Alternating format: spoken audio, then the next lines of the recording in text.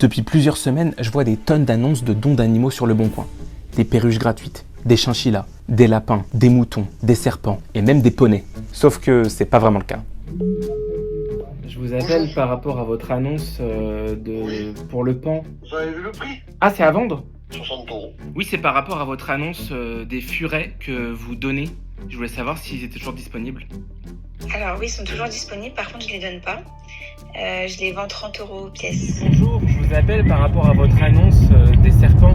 Je voulais savoir, est-ce qu'ils étaient à donner ou ils étaient à vendre? Après, c'est bien que vous posiez la question parce que Le Bon Coin n'arrête pas de supprimer mes annonces. Ceux qui sont nés en juillet, qui sont assez gros aussi, ça fait à 40 €. En fait, ce qui explique ce genre de situation, c'est que depuis le 21 septembre 2023, il n'est plus possible de vendre des animaux sur Le Bon Coin.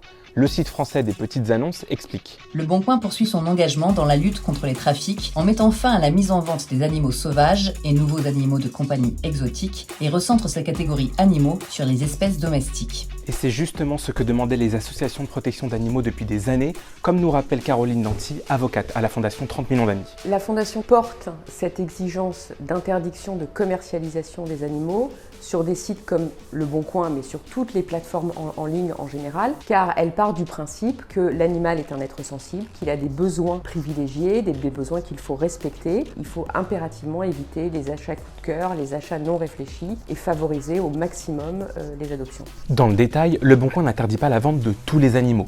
Pour les chats et les chiens, c'est toujours possible, ce qui n'est pas une réponse entièrement satisfaisante pour 30 millions d'amis. Il ne faut pas comme ça créer un marché de l'animal de compagnie, parce que l'animal, c'est un bonheur au quotidien, mais c'est aussi une charge et une responsabilité.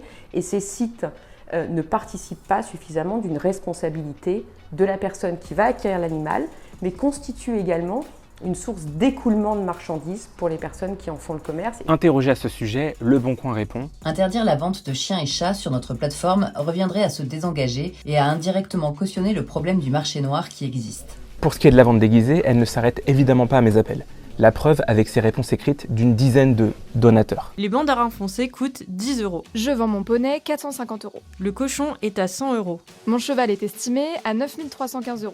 La plateforme dit être au courant de ce phénomène et donne la possibilité à l'acquéreur potentiel de signaler directement ses annonces via la messagerie privée. Et dit attendre courant 2024 l'arrivée prochaine d'un dispositif technique public qui permet de labelliser les annonces d'animaux en ligne. En attendant, d'autres internautes ont trouvé une astuce pour contourner l'interdiction et sans mentir, ils vendent leurs animaux dans la catégorie jardin et plantes. Quand on leur donne à manger, c'est mieux de les sortir du terrarium pour les mettre dans une boîte séparément. Ils vont croire que c'est pour manger, du coup ils vont attaquer la main.